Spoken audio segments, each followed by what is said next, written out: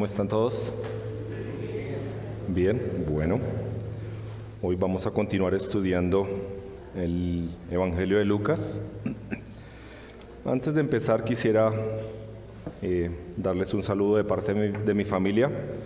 Como la mayoría de ustedes saben, hemos pasado un tiempo un poco difícil, pero por la gracia de Dios hemos aprendido a depender más de Él. También las palabras como iglesia, que son ustedes, han cobrado mayor significado. Palabras como hermano y hermana les hemos encontrado mayor sabor. Y damos muchas gracias a Dios por todos ustedes los que han estado ahí cerca. También sé que algunos, aunque no nos han expresado, sabemos que están orando por nosotros y les agradecemos. Y pedimos que por favor sigan orando porque necesitamos de esas oraciones. Bueno,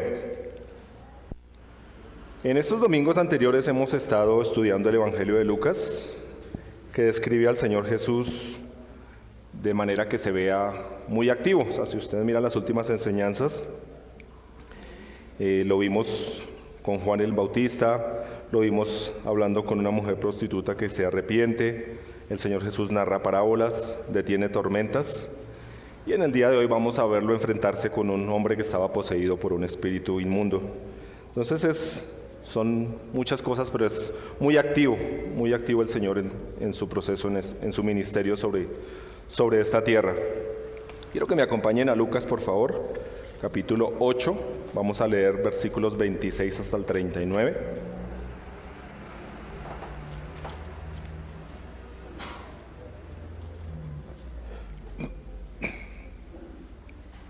Ya lo tenemos.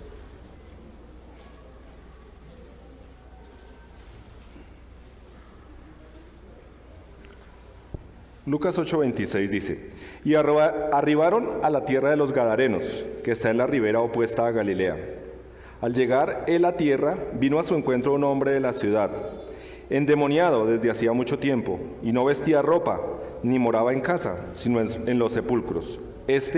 Al ver a Jesús, lanzó un gran grito y postrándose a sus pies, exclamó a gran voz: ¿Qué tienes conmigo, Jesús, Hijo del Dios Altísimo? Te ruego que no me atormentes. Porque mandaba al espíritu inmundo que saliese del hombre, pues hacía mucho tiempo que se había apoderado de él y le ataban con cadenas y grillos, pero rompiendo las cadenas, era impelido por el demonio a los desiertos. Y le preguntó Jesús diciendo: ¿Cómo te llamas? Y él dijo: Legión, porque muchos demonios habían entrado en él. Y le rogaban que no los mandase ir al abismo. Había allí un hato de muchos cerdos que pasían en el monte, y le rogaban que los dejase entrar en ellos, y les dio permiso. Y los demonios, salidos del hombre, entraron en los cerdos, y el hato se precipitó por un despeñadero al lago y se ahogó. Y los que apacentaban los cerdos, cuando vieron lo que había acontecido, huyeron. Y yendo, dieron aviso en la ciudad y por los campos. Y salieron a ver lo que había sucedido. Y vinieron a Jesús y hallaron al hombre de quien habían salido los demonios, sentado a los pies de Jesús, vestido y en su cabal juicio. Y tuvieron miedo. Y los que lo habían visto le contaron cómo había sido salvado el endemoniado. Entonces toda la multitud de la región alrededor de los Gadarenos le rogó que se marchase de ellos, pues tenían gran temor.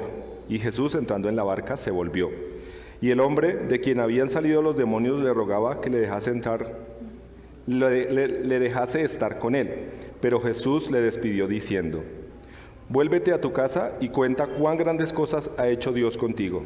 Y él se fue, publicando por toda la ciudad cuán grandes cosas había hecho Jesús con él. Oremos, por favor. Señor, qué privilegio es tener al frente de nosotros tu palabra. Y te suplico que comprendamos que tu palabra fue colocada con un propósito en nuestras vidas. Agradecemos el privilegio de poder leer la Biblia libremente y te pido que no la tomemos como algo banal, Señor, sino que profundicemos en el sentido de ella, que tu palabra sea viva, Señor, que nosotros nos dispongamos para que tu palabra transforme nuestra vida. Oramos porque aquellos que hemos puesto nuestra confianza en ti, Señor, podamos ser edificados, redarguidos, corregidos, instruidos. Te oramos por salvación para aquellos que aún no entienden el mensaje de la salvación. Pedimos que tu palabra sea esa espada de dos filos que rompe, Señor, todo argumento y toda altivez, y que ellos puedan comprender la absoluta necesidad de salvación que hay, Señor. Gracias porque tu palabra es perfecta y te pido que permitas que todos nuestros sentidos estén con la disposición de comprenderla. En el nombre del Señor Jesús, amén.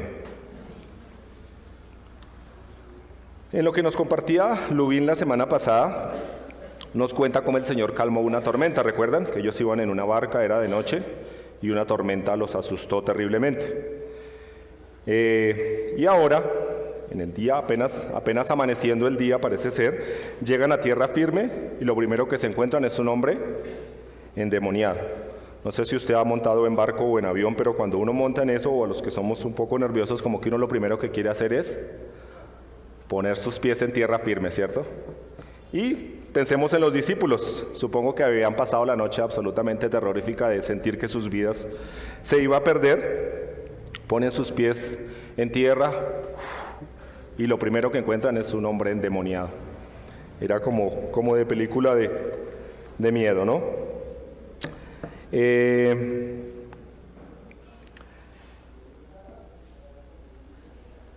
El Señor Jesús inmediatamente entra en acción, o sea, por lo que vemos, si comparamos este pasaje con los pasajes paralelos que están en Marcos y Mateo, vemos que el Señor inmediatamente entró en acción. Apenas ponen sus pies sobre tierra firme, ahí mismo aparece este hombre y el Señor empieza a obrar. Esa era la función que él tenía. Sabía que su tiempo sobre esta tierra era corto, así que todo el tiempo vivía haciendo cosas para el reino de Dios. Eso era lo que hacía el Señor. El ministerio del Señor iba por diferentes lugares. Aquí lo encontramos en Gadara. Gadara es un pueblo, una ciudad perteneciente a Decápolis. Decápolis, como su nombre indica, eran 10 ciudades más o menos que estaban confederadas. Eran ciudades posiblemente con una alta influencia griega porque tenían cerdos, y como hemos aprendido, los judíos no comen carne de cerdo, así que ellos no tenía sentido que tuvieran un hato de cerdos. Posiblemente era algún judío desobediente que se dedicaba a eso, o posiblemente personas griegas que se dedicaban a ese trabajo, a cuidar cerdos. Los versículos nos muestran que el hombre poseído vino al encuentro del Señor. O sea, ni siquiera el Señor se fue a buscar dónde estaba el poseído, sino el mismo poseído viene delante del Señor. Se nos dice que el hombre estaba desnudo, que estaba poseído hacía mucho tiempo, que vivía en los sepulcros. O sea, imaginen la vida miserable que este hombre llevaba. Apenas se encuentra delante del Señor, se arrodilla y grita preguntando: ¿qué quieres de mí? No me atormentes. Es de notar que apenas acaban de conocerse entre ellos, ¿cierto? El Señor, hablando en términos físicos, en términos humanos, apenas acaban de encontrarse el hombre endemoniado y el Señor Jesús, pero ahí mismo el hombre dice que no me atormentes. Era el espíritu hablando a través de él, el espíritu inmundo que lo había poseído. Empieza a sentirse atormentado ante la presencia del Señor. También se ve que aquellos espíritus conocían al Señor, inmediatamente le saludan por su nombre y le conocen. Pronuncia el nombre humano del Señor Jesús y también aquel título que lo identifica como Dios, Hijo del Dios Altísimo. Más adelante vamos a profundizar esto un poquito. Ya el Señor inmediatamente lo está expulsando, lo está obligando a salir de aquel hombre. El Señor no iba en un viaje turístico con sus discípulos, sino les estaba enseñando la misión que ellos iban a ejecutar. Fueron 3 años que el Señor preparó a sus discípulos y su ministerio era muy activo. Todo el tiempo vivían haciendo cosas para el reino y los discípulos estaban aprendiendo todo esto. El ministerio del Señor era servir y ayudar a la humanidad caída. Para eso había venido. ¿Recuerdan lo que leímos en Lucas 4? Vamos allá, por favor. Lucas capítulo 4. Unos capítulos atrás, miremos versículos 16 al 18. Hablando del Señor Jesús, dice: vino a Nazaret, donde se había criado, y en el día de reposo entró en la sinagoga, y conforme a su costumbre se levantó a leer, y se le dio el libro del profeta Isaías. y habiendo abierto el libro, halló el lugar donde estaba escrito: el Espíritu del Señor está sobre mí, porque me ha ungido para dar buenas nuevas a los pobres, me ha enviado a sanar a los quebrantados de corazón, a pregonar libertad a los cautivos y vista a los ciegos, y a poner en libertad a los oprimidos, a predicar el año agradable del Señor. Eso exactamente había venido a hacer, y eso hacía todo el tiempo. Él venía a salvar al mundo, a dar buenas nuevas, a sanar a los quebrantados, a pregonar la libertad a los oprimidos. Eso es lo que el Señor hacía y eso es lo que el Señor continúa haciendo. Para eso vino entre nosotros. No solamente dice que lo iba a hacer, como lo había dicho en Lucas 4, sino lo vemos aquí obrando de esa manera. Este hombre estaba siendo grandemente oprimido. Se dice que, se nos muestra que le había dado una gran fuerza física. Dice que rompía las cadenas y los grilletes que le ponían. No sé en ese tiempo la calidad del metal, qué tan fuerte era, pero una cadena de metal siempre será fuerte, así sea muy delgada o no tan trabajada. Debía ser muy fuerte y aquel hombre poseído tenía muchísima fuerza física, rompía esas cadenas de manera fácil. Y vivía en los sepulcros. El Señor le pregunta: ¿cómo te llamas? Y el espíritu le contesta: Legión, refiriéndose a que eran muchos demonios. La palabra legión se refiere, o era una palabra tomada del ejército romano.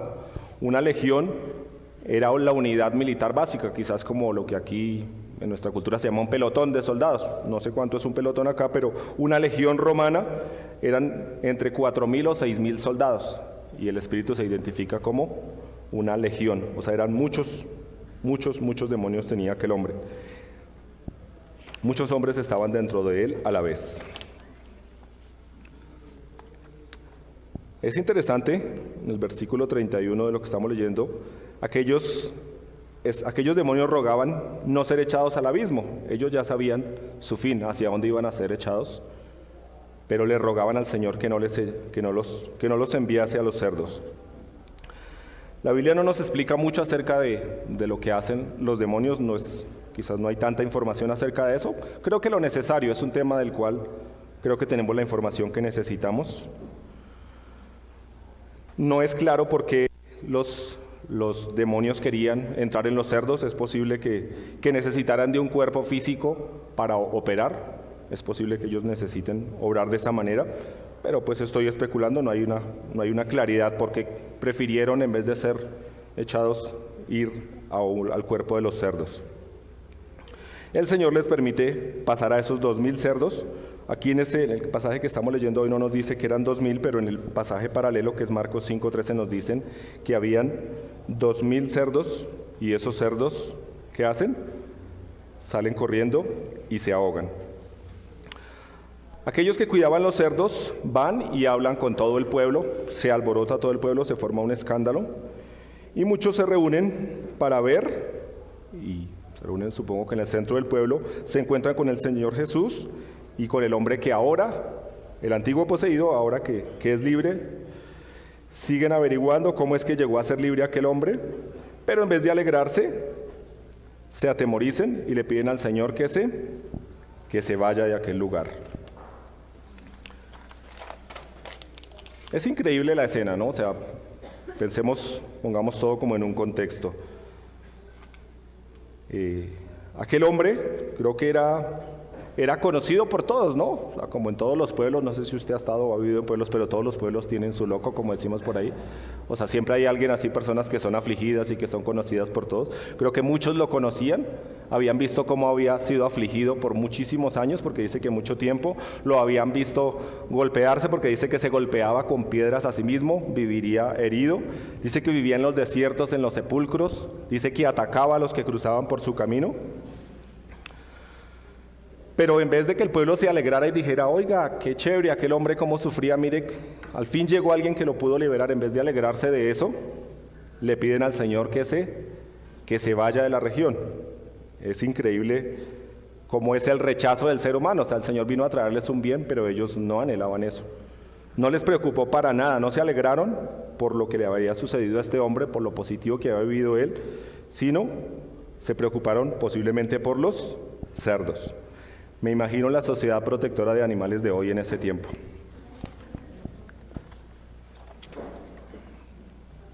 ¿Qué escándalo se formó en aquel pueblo? Si bien es cierto, era una pérdida muy grande, eran 2.000 cerdos. Le preguntaba a una hermana hace un ratico cuánto cuesta un cerdo, me dice que puede costar 500,000, 600,000 pesos, si lo multiplica por 2.000 cerdos, son 1.000 millones. 1.000 millones que se perdieron ahí, era muchísimo dinero. No sé al precio de allá, puede ser que allá eran mucho más baratos porque no eran tan apetecidos, pero si tenían 2.000 es porque, no sé si era para la venta al público, si lo utilizaban para otra cosa, pero era muchísima plata la que estaba allí. Quizás es triste que hayan muerto esos animales, sí, tampoco estoy diciendo que importan los cerdos, pero si comparamos eso con el valor de un ser humano, 2.000 cerdos no es nada comparado con el ser humano, ¿o no le parece a usted?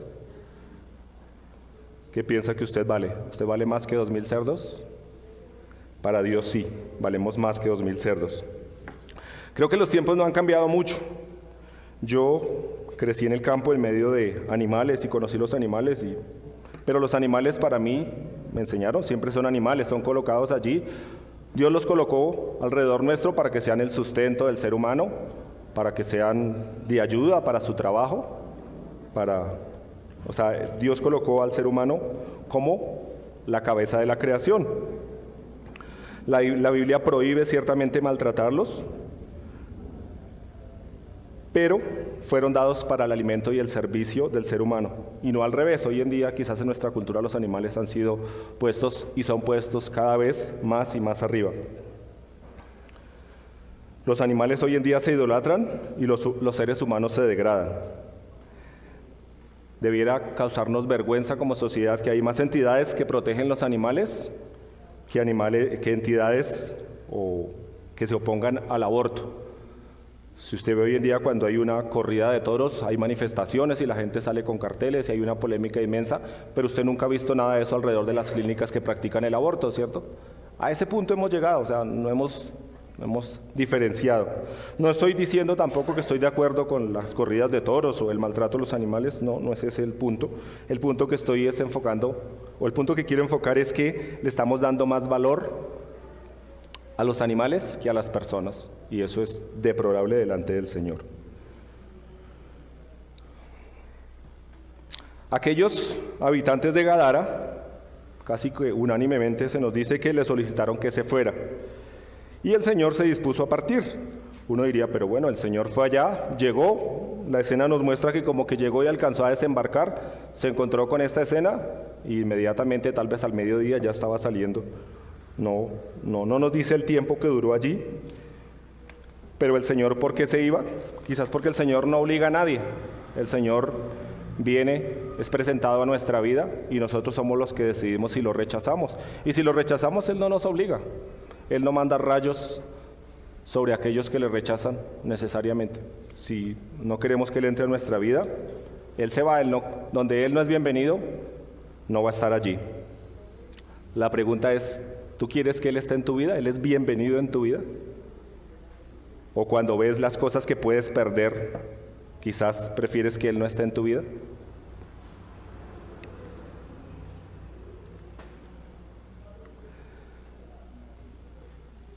Al finalizar la escena que estamos viendo, quizás por ese mismo ambiente hostil, porque, un pueblo que le pide a aquel que los estaba liberando, que les pide que se vaya, creo que es un pueblo que debe ser muy triste, ¿cierto?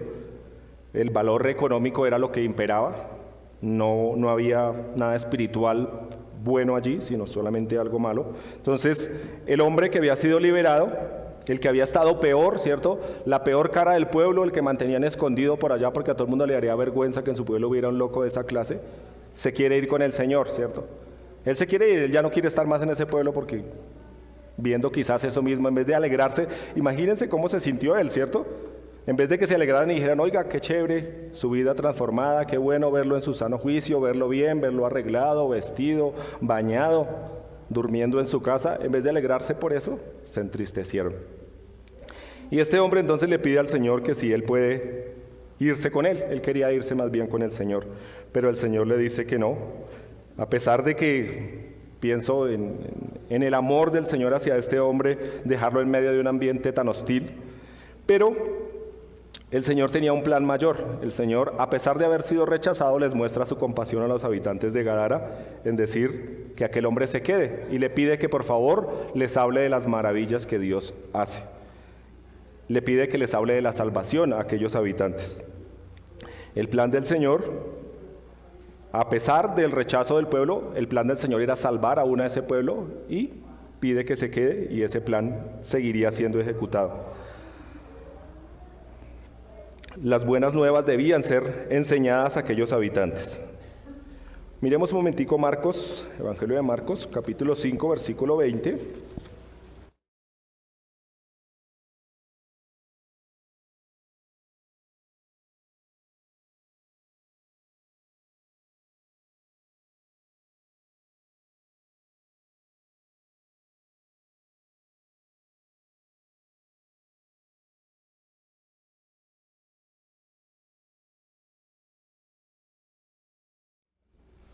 Marcos 5:20 dice, y se fue, miremos desde el 19 para comprenderlo, mas Jesús se lo permitió, no se lo permitió, sino que le dijo, vete a tu casa, a los tuyos, y cuéntales cuán grandes cosas ha hecho contigo y cómo ha tenido misericordia de ti. Es el mismo pasaje, es el pasaje paralelo al que estamos leyendo en Lucas.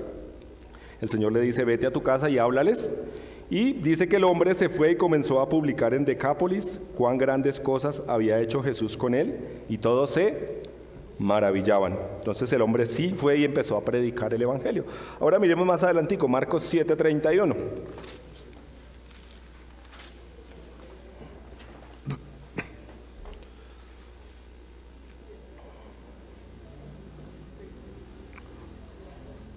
Volviendo a salir de la región de Tiro, hablando del Señor Jesús, vino por Sidón al mar de Galilea, pasando por la región de Decápolis, y le trajeron a él un sordo y tartamudo, y le rogaron que le pusiera la mano encima, y tomándole aparte de la gente, metió los dedos en las orejas de él, y escupiendo tocó su lengua.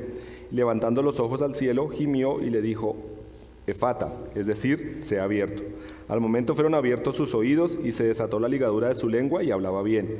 Y les mandó que no lo dijeran a nadie, pero cuanto más les mandaba, más y más lo divulgaban. Y en gran manera se maravillaban diciendo, bien lo ha hecho todo, hace a los sordos oír y a los mudos hablar.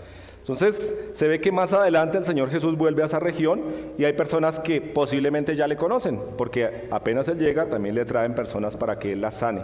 Entonces este hombre que había sido poseído, el peor del pueblo, el que no era de mostrar la vergüenza del pueblo, había sido el instrumento que Dios decidió usar para que el evangelio llegara a esas personas. Una vez más es evidente la compasión, o sea, ¿no ha sentido usted enojo con cierto grupo de personas y dice, yo no les vuelvo a hablar porque se burlan, porque rechazan, ¿cierto? Pero el Señor, a pesar de haber sido rechazado, a pesar del milagro tan evidente y a pesar del amor que les mostró al liberar a aquel hombre y la esperanza que llegaba para ese pueblo, le rechazaron, pero el Señor no los desechó, ¿cierto? A pesar de que le pidieron que se fuera, Él se fue, pero dejó la semilla del evangelio que se propagó en ese lugar. Y más adelante cuando el Señor vuelve, quizás muchos ya le conocían. Qué buen ejemplo para nosotros de, a pesar de que seamos rechazados muchas veces por ser creyentes o por predicar el evangelio, seguir compartiendo. Como el Señor, no entrar en una contienda, el Señor no les empezó a reclamar por qué me sacan del lugar si mire el amor y la bondad que les traje, sino como el Señor hizo, dejó la semilla siguió y quizás una buena parte de esa región llegó a conocer a su Salvador. Qué buen ejemplo para nosotros, no dejarnos llevar por nuestros propios sentimientos, sino compartir el evangelio. Quiero que, para ir dándole cierre al sermón, miremos como 3 puntos importantes a resaltar.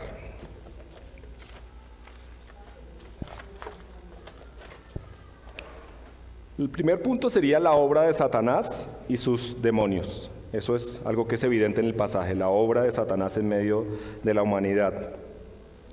Primero que todo, ¿qué son los demonios? ¿De dónde aparecen estos demonios? La Biblia nos dice que Dios creó a los ángeles. Nosotros tenemos que partir de ese principio. Los demonios de algún modo tienen que haber sido creados por Dios, ¿cierto? Porque todo lo que existe sobre la tierra existe gracias a Dios. Tienen que ser criaturas, o sea, creados, no pueden venir de la nada. Todo lo que existe sobre la tierra fue creado. Entonces, esos demonios fueron los ángeles que Dios creó. Dios creó ángeles y aunque en este momento es claro que no tienen un libre albedrío, parece que en la eternidad pasada sí tenían un libre albedrío, ellos eran libres. Si miramos pasajes que por tiempo pues no los podemos profundizar, Isaías 14, Ezequiel 28 o en parte de Apocalipsis, se nos cuenta que en la eternidad pasada Dios había creado los ángeles, entre ellos estaba Satanás. Se nos dice que en algún momento Satanás se rebeló contra Dios porque quiso ser igual a Dios, quiso tomar el lugar de Dios y se rebeló, entonces fue expulsado del cielo y como tal arrastró una buena parte de los ángeles para con él. Se formó una rebelión en el cielo.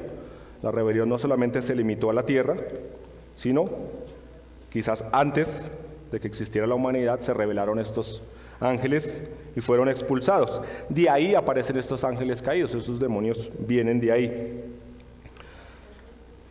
En cantidad se nos dice que son millones y millones, aunque se nos dice que son muchos millones, son muchos, hay muchísimos, que están ahí en el ambiente, en todas partes están ahí para...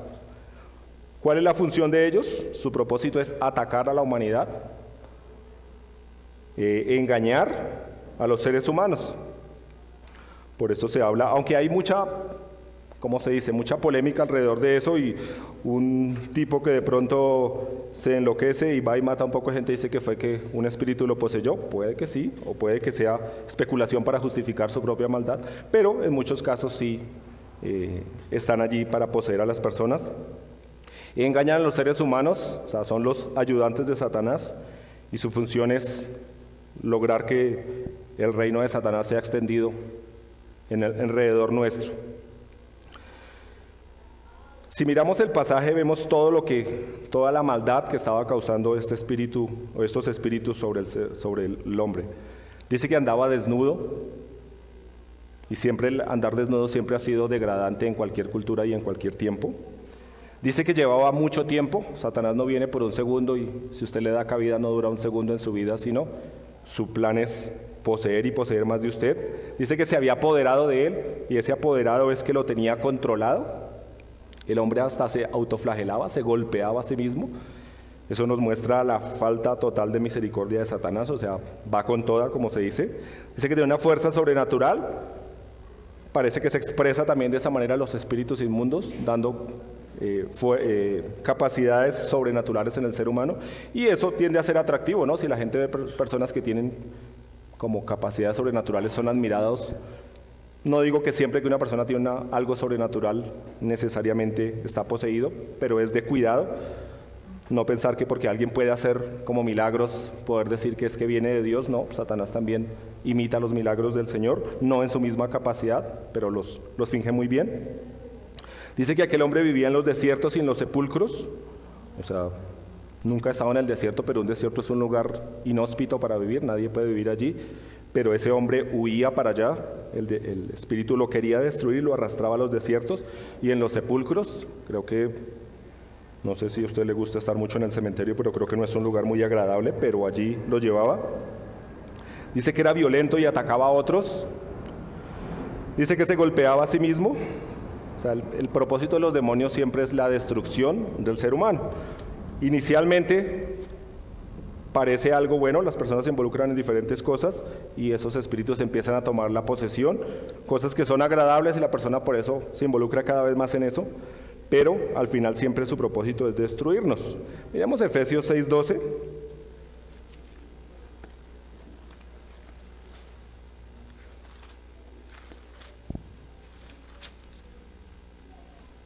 Un pasaje que varios hemos escuchado, que conocemos. Efesios 6:12, porque no tenemos lucha contra sangre y carne, sino contra principados y contra potestades, contra los gobernadores de las tinieblas de este siglo, contra huestes espirituales de maldad en las regiones celestes. Entonces, Se nos dice que tenemos una lucha contra principados, contra potestades, nos dan diferentes clasificaciones de esos espíritus inmundos, de esos demonios. Dice que tenemos una lucha contra ellos. Otra pregunta que se desprende de ahí, o más bien de lo que no es una pregunta necesariamente, pero sí, ¿cómo llegó este hombre a ser poseído por un demonio? ¿Será que los demonios pueden poseer a las personas creyentes? Hay una polémica alrededor de eso. Las iglesias que promueven aquello de la guerra espiritual no diferencian entre creyente o no creyente, sino que piensan que sí, que los espíritus pueden poseer a los creyentes. Por favor, vayamos a 1 Corintios 6:19.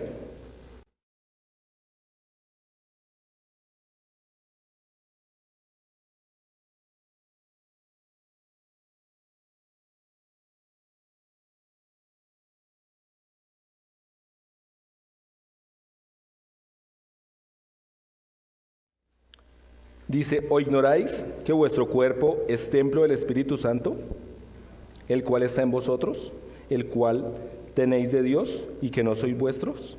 Se nos dice que los creyentes ¿somos qué? Templo del Espíritu Santo. Concuerdo con la mayoría de eruditos bíblicos en decir que el creyente es imposible que sea poseído.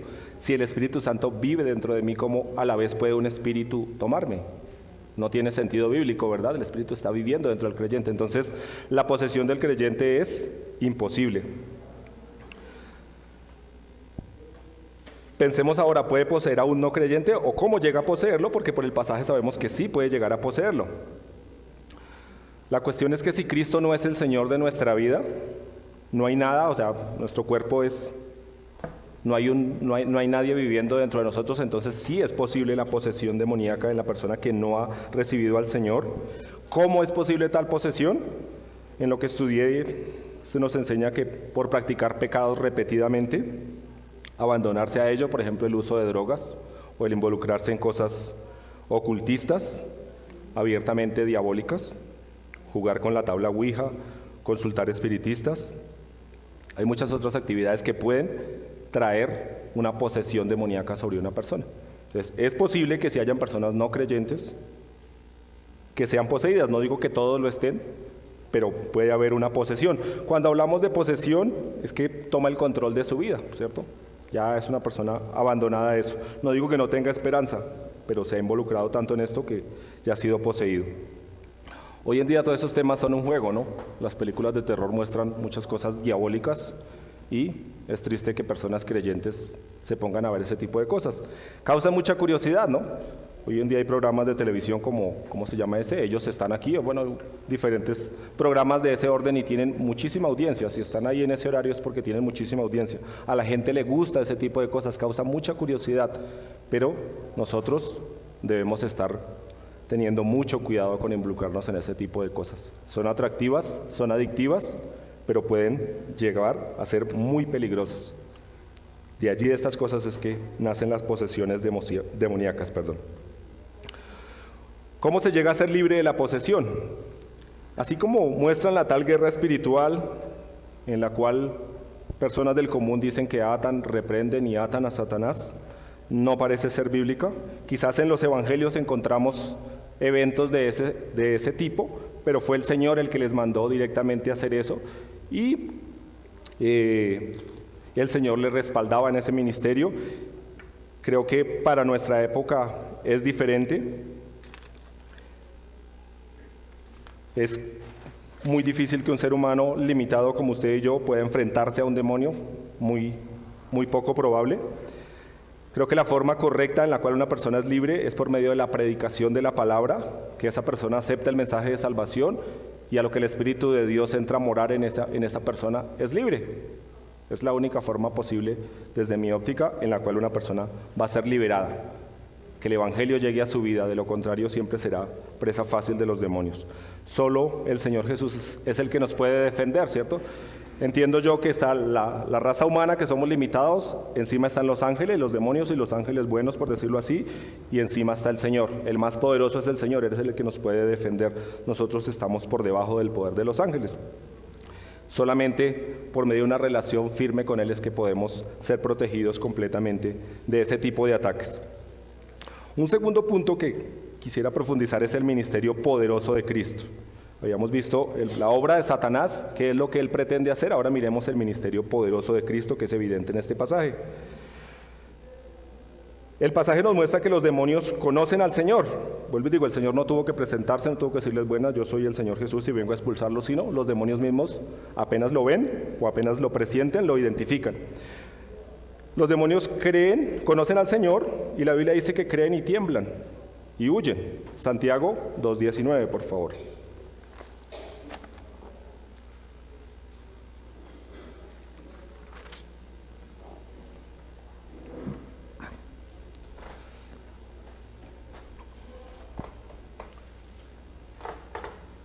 Santiago 2:19 nos dice: ¿tú crees que Dios es uno? Bien haces. También los demonios creen y tiemblan. O sea, los demonios no desconocen que existe un Dios, lo conocen y dicen que creen, o sea, saben de su existencia, pero dicen que tiemblan. O sea, decir que yo creo en Dios, como la mayoría de personas, yo creo en Dios, no califica a una persona sino para ser a la altura de un demonio. Los demonios también creen y hasta tiemblan. Y hay personas que cuando se les habla del Señor ni creen ni tiemblan. Los demonios huyen de la presencia del Señor, eso nos muestra el pasaje, ¿cierto? Apenas lo vieron, se sintieron atemorizados y fueron saliendo. Le piden permiso, ¿cierto? Le piden permiso para entrar en los cerdos. Así que nos muestra que los espíritus no se gobiernan solos, sino tienen que pedirle permiso al Señor para hacer lo que hacen. También la Biblia nos dice que los demonios y Satanás ya han sido juzgados y condenados. Su destino eterno será el lago de fuego. Ellos ya han sido juzgados, ya ha sido dictada una sentencia sobre ellos. Solo falta que la sentencia se ejecute, ¿cierto? Por eso aún están por allí haciendo mil maldades, pero su sentencia ya está dictada. Así como una persona que ha sido condenada a la pena de muerte, solamente se espera un tiempo prudencial para que se ejecute tal sentencia, pero ya está hecha. Humanamente esas sentencias pueden apelarse, pero delante del Señor no. Los demonios, Satanás, ya están condenados a un lugar de eterna condenación. Es interesante que los espíritus no querían ir al abismo. Voy a ver si recuerdo, creo que es en el versículo 31 del capítulo que estamos leyendo. Y le rogaban que no los mandase ir al abismo. Uno diría, pues, son de allá, pues quieren ir a ese lugar. Existe una visión deformada de lo que es el infierno. Siempre que hablan del infierno, las personas no creyentes piensan que el infierno es un lugar donde hay parranda y fiesta y toda clase de maldad, pero no es así. Para mí la comparación es como una cárcel. En una cárcel, ¿dónde gobierna? Bueno, en la vida real, en la práctica, la cárcel está gobernada por los delincuentes muchas veces, pero en la vida real, ¿quién gobierna en la cárcel? El gobierno del país, ¿cierto? Él es el que impone las leyes y se dice lo que no se debe hacer o que sí se puede hacer. Lo mismo pasa en el infierno. En el infierno no es Satanás quien gobierna, Dios gobierna allí, porque es un lugar que Él creó para el castigo. Dios creó el infierno también, es un lugar para el castigo. No es para que vayan allá a pasarla bueno como quieren mostrar las películas, ¿cierto? Es un lugar de castigo. Y dice que los demonios no quieren ir allá a ese lugar, le dicen al Señor que por favor no los mande al abismo. Es un lugar tan desagradable, me recuerda un chiste. Dicen que una vez estaba Satanás con sus demonios reunidos y Satanás pregunta ¿qué hora es? Y uno le dice son las 2 en punto, otro le dice son las 2:10, otro le dice son las 2:25 y siguen especulando y Satanás, salido de casillas, dice pero es que no hay un solo reloj bueno en este lugar. Y un demonio con miedo le contesta no señor, todos los relojes buenos van al cielo. Me hace pensar que en el infierno no hay nada bueno, no hay nada agradable, no hay ni esperanza, o sea, es el lugar peor. No sé, creo que lo he dicho antes, pero no sé cuál es el sufrimiento más fuerte que usted puede pensar que hay. Pensemos a alguien que muere quemado, no sé, muy fuerte. Pero la esperanza de alguien que está muriendo quemado es que en algún momento Va a pasar, va a morir y va a parar ese sufrimiento, ¿cierto? Siempre hay la esperanza de que algo mejor va a pasar, ¿cierto? Así sea perder completamente la vida, pero no seguir sintiendo esa aflicción. Pero en el infierno lo más triste es que no hay esperanza. La persona que llega y es condenada al infierno no tiene esperanza de que aquí a 2000, 3000, 5000 años va a salir de allí, no. La Biblia nos habla de la condenación eterna. Pero también la otra cara de la moneda es que la salvación también es eterna. Y lo mismo, no sé cuál es el momento más especial que usted puede experimentar o que puede imaginar, ¿cierto? Pero lo más maravilloso del cielo es que será eterno. ¿No le ha pasado o me pasaba a mí cuando era pequeño, que iba a un lugar como a los niños en la piscina? Vaya, saque un niño de la piscina, la mayoría sacarlos de la piscina es complicado. Ellos no quieren que el día se acabe, a pesar de lo bonito, ¿cierto?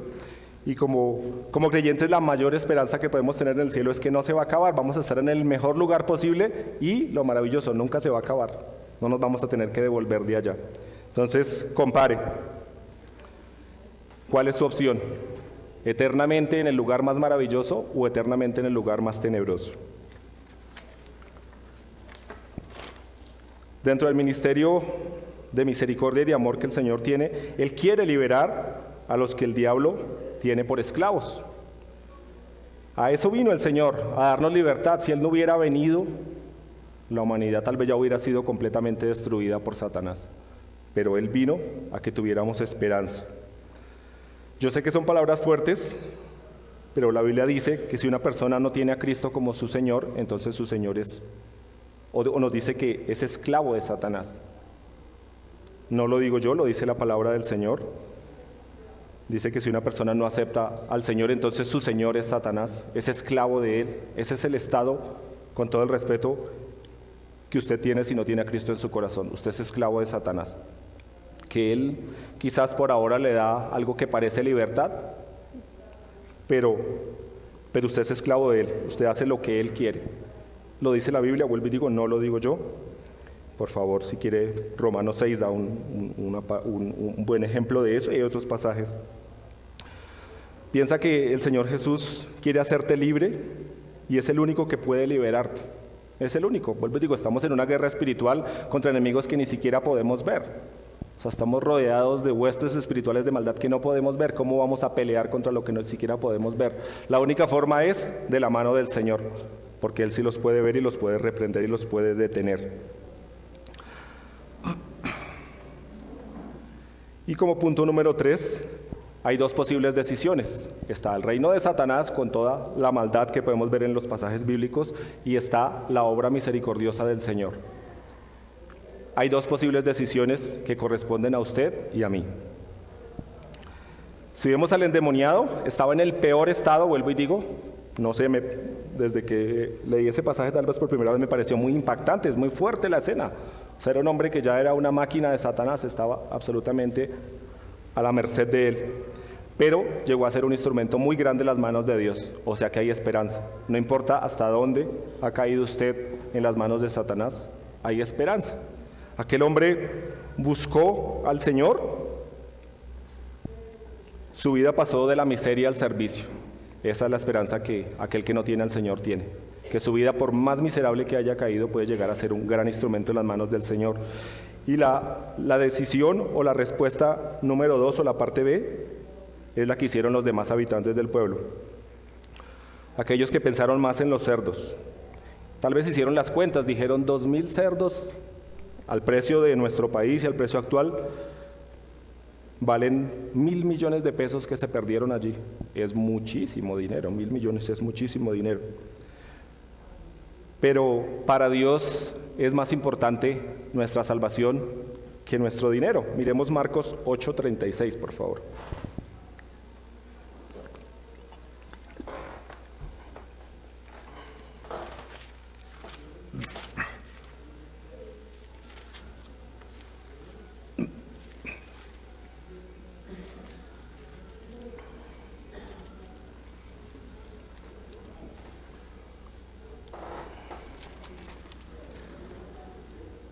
Marcos 8:36, porque ¿qué aprovecha el hombre si ganare todo el mundo y perdiere su alma? Dice ganare todo el mundo.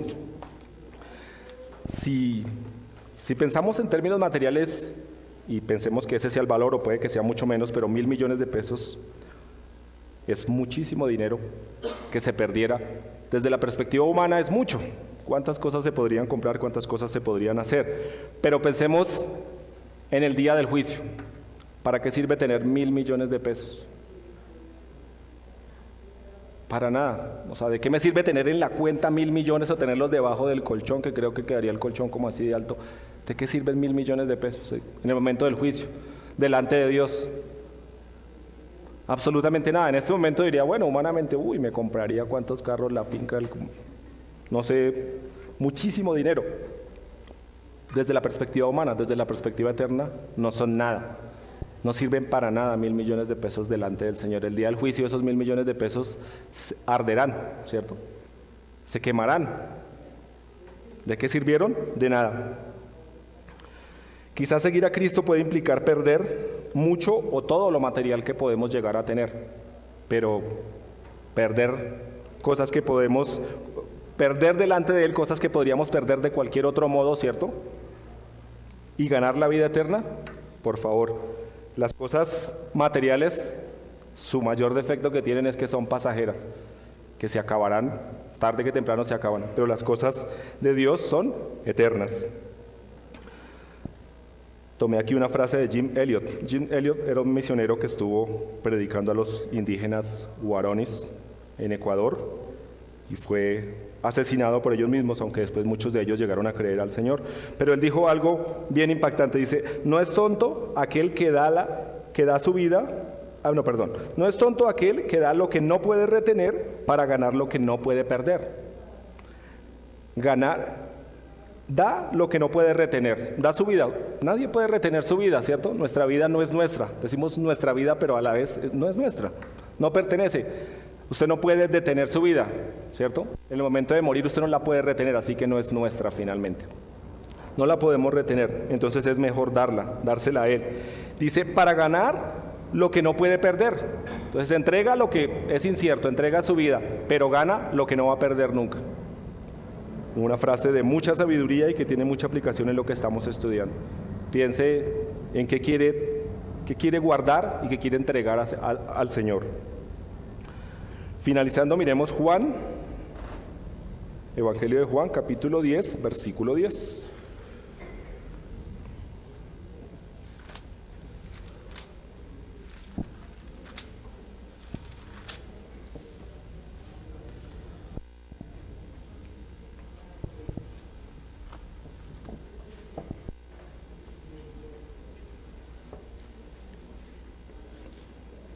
Diez dice, el ladrón no viene sino para hurtar, matar y destruir.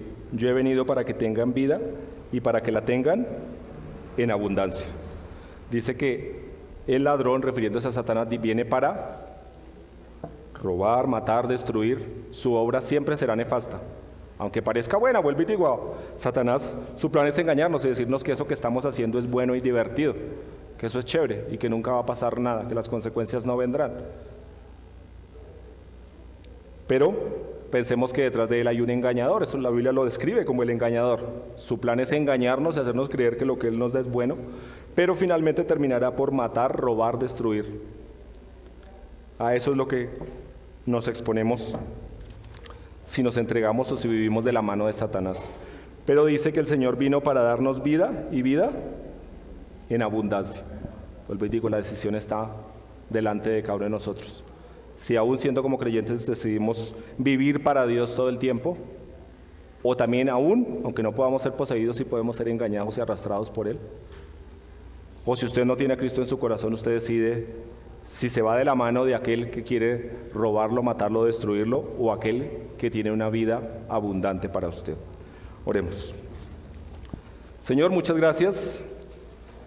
Qué bueno es mirar tu obra, Señor.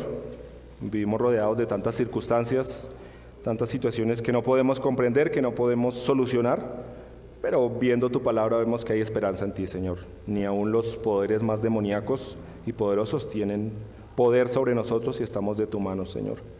Gracias porque hay esperanza plena en ti, Señor. Gracias porque la victoria ya está asegurada en Cristo. Te oramos por aquellos que aún no aceptan el mensaje de salvación, aquellos que creen que están mejor como están, Señor. Ayúdales a ver que de la mano de Satanás solamente habrá destrucción. De tu mano hay mucha esperanza y por eso queremos agradecer. Gracias porque el Señor Jesús vino, nos enseñó su ministerio y también se entregó en la cruz para salvarnos, para darnos vida.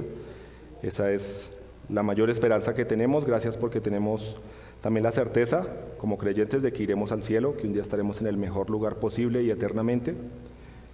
Te oro porque vivamos como ciudadanos del cielo y te oro porque aquellos que te siguen rechazando, Señor, puedan comprender que les espera un final, o un final no, sino una eternidad absolutamente de dolor y sufrimiento. Pedimos por favor porque haya discernimiento entre nosotros. En el nombre de Cristo Jesús, amén.